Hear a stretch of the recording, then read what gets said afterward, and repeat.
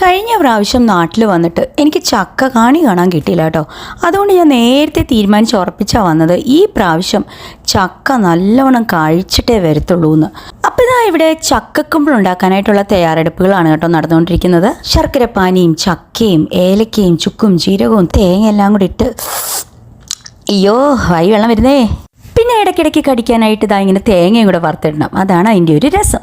ഇതെല്ലാം കൂടെ ഇനി നല്ലവണ്ണം ഇളക്കി യോജിപ്പിച്ചതിന് ശേഷം കുമ്പിളെല്ലാം നിറച്ച് നമുക്കിതാ ഇതിങ്ങനെ തിരികെ കയറ്റി വെച്ചതിന് ശേഷം അപ്പച്ചമ്മിൻ്റെ അകത്ത് വെച്ച് പുഴുങ്ങിയെടുക്കാം. അയ്യോ റെഡിയായി മക്കളെ, റെഡിയായി. അങ്ങനെ വൈകുന്നേരം ഒരു ചായ കുടിക്കുന്ന സമയമൊക്കെ ആയപ്പോൾ എല്ലാം സെറ്റായി കേട്ടോ. അതാ മമ്മി ഞങ്ങൾക്ക് കൊണ്ട് തരികയാണേ.